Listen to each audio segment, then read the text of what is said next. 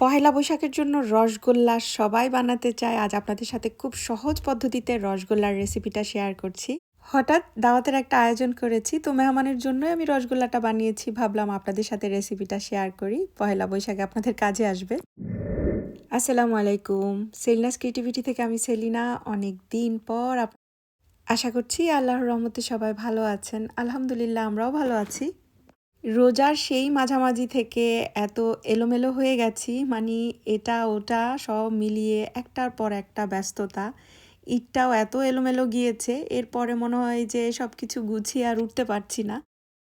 ঈদ যাওয়ার পর এই যে এলোমেলো সব কিছুকে একটু গুছিয়ে নিচ্ছিলাম, আর এগুলো দেখে বাচ্চাদের মনটাও বেশ খারাপ হয়েছে। স্পেশাল কয়েকটা দিন আছে বাচ্চাদের, যেগুলো আসলে চাইলে মানে ইগনোর করা যায়, তবে বাচ্চারা কিছু না বললেও না, হয়তো বা মনে মনে ওরা কিছু আশা করে, পরে ঠিকই খারাপ লাগে। সেই কারণেই এখন কষ্ট হলেও চেষ্টা করি অল্প কিছু হলেও ওদের জন্য করার জন্য। দেখতে দেখতে চোখের পলকে একটা মাস চলে গেল রোজার, তারপর ঈদও চলে গেল। এই তো আমি যতটুকু পেরেছি সব কিছু সরিয়ে আবার ডাইনিংটাকে নর্মালভাবেই রেখেছি। কালকে আমার বাসায় একদম সিম্পলভাবে একটা দাওয়াতের আয়োজন করেছি। বাংলাদেশ থেকে আমাদের এক বড় ভাই এসেছেন, আপুর ভাসুর। আসলে এখানে সবাই ব্যস্ত, সবার কাজ থাকে, তার মধ্য থেকে উনি মাত্র 4-5 দিনের জন্য এসেছেন। তো কথার মাঝখানে বুঝলাম ওনারা শুধু আগামীকালই ফ্রি আছেন, তো বললাম যে এখানে চলে আসার জন্য। আর আমার পছন্দের এই গাছটার অবস্থা দেখেন। ওই যে বললাম কয়েকটা দিন এত ব্যস্ত ছিলাম, এই গাছে পানি দিতে একদম ভুলে গিয়েছি। মানি প্লান্ট বা লতানো এই গাছগুলো যখন একবার নরম হয়ে যায় পানির অভাবে, তখন ওগুলা নরমাল হয় না, তো এটাকেও আমার কেটে দিতে হবে। কাল যেহেতু আপুদেরকে আসতে বলেছি, টুকটাক কিছু তো করতেই হবে, তো আজকে আমি ডেজার্ট বা একটু নাস্তার কিছু করে রাখবো। তার মাঝখান থেকে মনে হলো আমি আজকে একটু রসগোল্লা বানাই। সামনে পহেলা বৈশাখ আছে, রেসিপিটাও হয়ে যাবে, আর কালকে আপুদের মেহমানদারিটাও হয়ে যাবে। এই রসগোল্লার জন্য আপনাদের এত এত রিকোয়েস্ট, তো আজকে এখানে 3 লিটার দুধের ছানা কেটে নিচ্ছি। আর ছানা কাটতে কাটতে এই কাঠিটার কথা মনে পড়লো। আপুরা এই কাঠিগুলোর ছবি দিয়ে বলেন যে লন্ডনের কোথা থেকে আমি এই কাঠিগুলো কিনেছি। এগুলো আসলে 2019 সালে আমি বাংলাদেশ থেকে নিয়ে এসেছিলাম, চিটংয়ের একটা মেলা থেকে এনেছিলাম। আমি ৭-৮টার মতো এনেছি, তো দেখা যায় কি একেকটা দিয়ে আমি একেক ধরনের কাজ করি। যেমন ঝালগুলো আমি আলাদা রাখি, মিষ্টিরগুলো আলাদা রাখি। এভাবে রাখি আরকি, যার কারণে এগুলো এখনো ভালো আছে। আজকে আমি একটু বেশি করে ছানা কাটছি। আমার কাছে মনে হলো যে একবারেই রসগোল্লাও হবে আর কিছু রসমালাইও আমি বানিয়ে রাখবো। মানে একটু বড় সাইজের রসমালাই। তো ওই কারণে একটু বেশি করে ছানা কাটছি।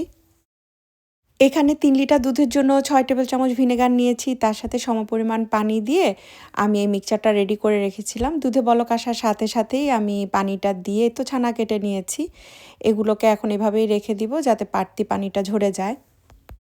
হঠাৎ যেহেতু দাওয়াতটা দিয়েছি, বাসায় বাজার কিচ্ছু নেই। আমি এখন বের হয়েছি বাজার করার জন্য। তো আজকে টুকটাক কিছু কাজ করব, নাস্তা বানাবো, একদম সবার শেষে গিয়ে মিষ্টিটা বানাবো। ততক্ষণে আশা করি ছানাটা রেডি হয়ে যাবে। এসেছি আজদায় অনেক দিন পর। একটা সময় ছিল আজদার এই হোম সেকশনগুলোতে আমি ঘুরতাম। আমার আজদার অনেক অনেক জিনিস আছে। এখন না বেশিরভাগ সুপারমার্কেট সুন্দর সুন্দর শোপিসগুলো করা বন্ধ করে দিয়েছে। অনেক স্টোর তো বন্ধও হয়ে গেল। যেই স্টোরগুলোতে দেখা যেত ঘুরে ফিরে হাতে ধরে জিনিস কিনতাম। যাই হোক, আজকে আজদায় এসে দেখলাম সেল চলছে, তো ওদের কাচের এই জিনিসটা আমার খুব ভালো লেগেছে। তবে এই সাইজটা আমার একদম ভালো লাগে না। আমি ধরে দেখছিলাম আর বলছিলাম এটা যদি ওভাল শেপ কিংবা স্কোয়ার হতো, আজকে ডেফিনিটলি আমি দুটো ডিশ নিয়ে নিতাম। শপিং করতে করতে আমার জনাব অবশ্য একটা ভালো জিনিস পেয়েছেন একজনকে মারার জন্য। তো এখানে দাঁড়িয়ে দাঁড়িয়ে আসলে আমরা ভিডিও করছিলাম আর মজা করছিলাম। যদিও সময় মতো ভিডিওটা আমি তাকে পাঠিয়েছি। এই হ্যান্ড ব্লেন্ডার ছাড়া আমি একেবারেই অকেজো। আমার ব্লেন্ডারটা না রোজার শেষের দিকে নষ্ট হয়ে গিয়েছিল। তো আজকে এই যে এটা কিনে নিয়ে আসলাম, তবে সাদাটা পাইনি। আমি যে অর্ডার দিব পরে আনবো সেই উপায়ও নেই, যেহেতু কালকে মেহমান আসবে। তবে এখন যেহেতু ব্যবহার করেছি, ব্যবহার করার পরে মনে হলো যে না, এটাও বেশ ভালো আছে, তবে সাদা হলে আমার জন্য ভালো হতো।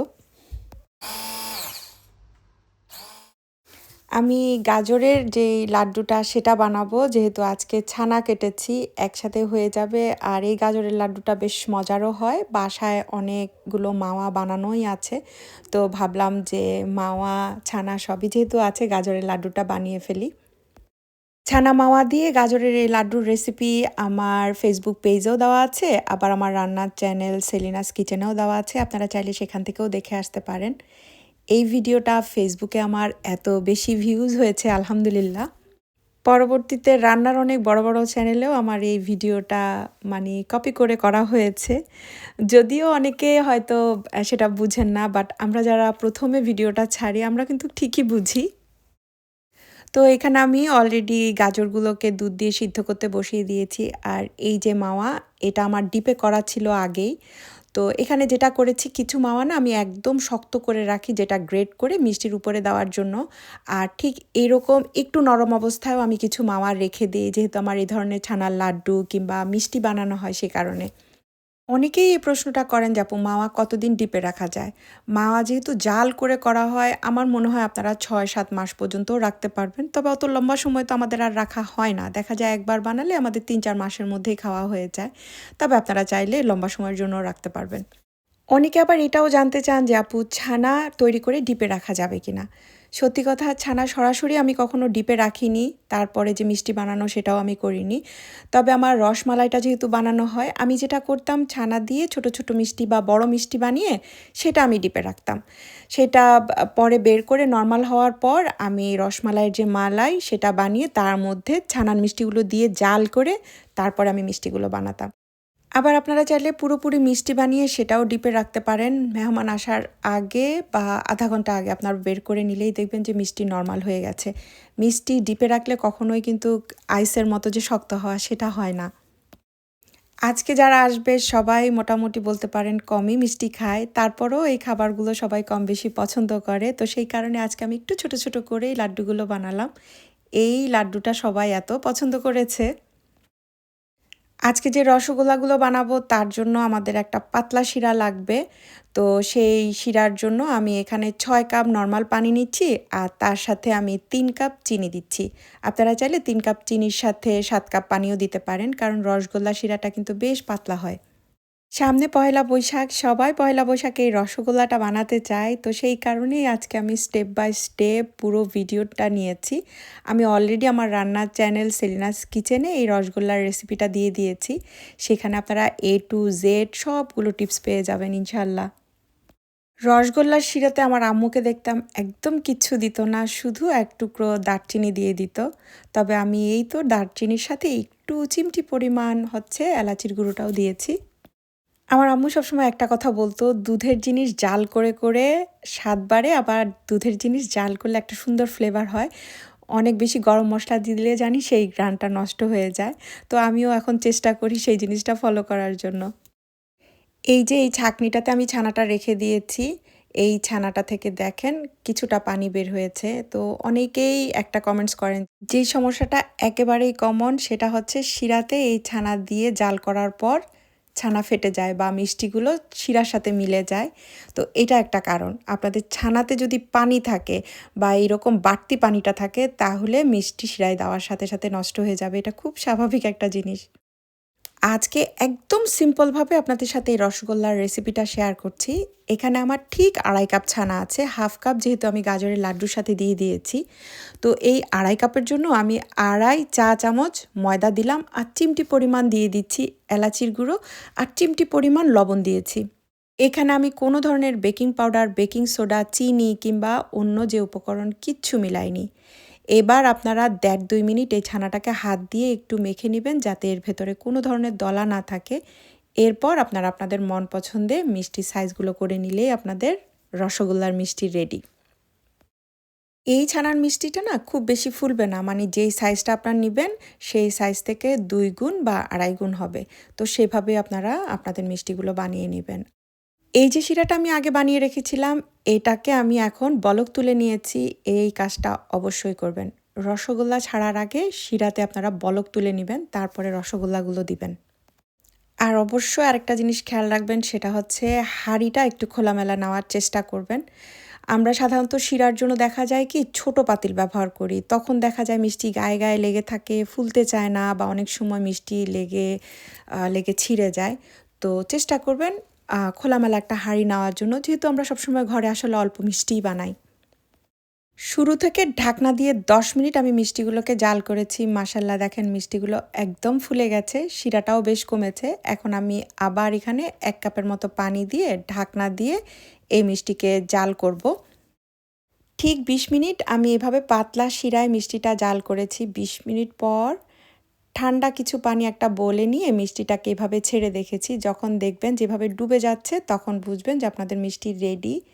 এবার এই মিষ্টিতে আমি আবারও কিছু পানি দিয়ে 2-3 মিনিট জাল করেছি। টোটাল আমার 25 মিনিটের মতো সময় লেগেছে।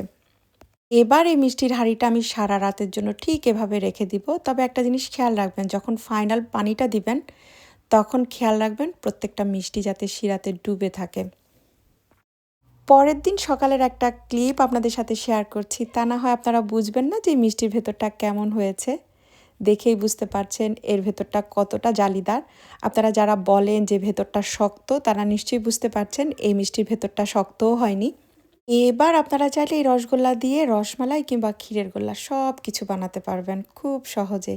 ইনশাল্লাহ পরবর্তী ভিডিওটাও খুব তাড়াতাড়ি আপনাদের সাথে শেয়ার করব। বলেছি আপুদেরকে আসতে, তবে আমার রাহাতের বার্থডে আরও 4-5 দিন পর। মনে হলো ওনারা যেহেতু আসছে, বাচ্চারা সবাই আসবে, তো কিছুটা বেলুন দিয়ে না হয় ওর জন্য সাজিয়ে ফেলি, একসাথে ও কেকটাও কেটে ফেলবে। আয়াতের এটা 7ম জন্মদিন, বাট কখনোই ওর জন্য প্ল্যান করে সুন্দরভাবে কিচ্ছু করতে পারিনি। এই আফসোস আমার ভেতরেও আছে, তবে তার বাবার ভেতরে একটু বেশি। তো বাবা ছেলেকে খুশি করতে গিয়ে এই তো রাতে একটু বেলুন ফুলিয়েছি। তবে বেলুন দেওয়ার পর আয়াত বলছিল যে সে তার বোনদের মতো হোয়াইট কাপড়ও চায়, তো সেটাও শেষমেশ লাগিয়ে দিয়েছি। বললাম, তুমি তো ছেলে, তোমার বেলায় তো এরকম হয় না অন্য কিছু। তো ছোট মানুষ তো আসলে বুঝালে হয়তো বা বুঝবে, কিন্তু মনে মনে ঠিকই মানে দোটানা ভাবটা থেকে যাবে। তো ওর খুশির জন্য কোনো রকমে সব কিছু মা মেয়ে মিলে করলাম। ইনশাল্লাহ আগামী ভিডিওটা নিয়ে খুব শীঘ্রই হাজির হব। সে পর্যন্ত আল্লাহ আপনাদের সবাইকে হেফাজতে রাখুন। আসসালামু আলাইকুম।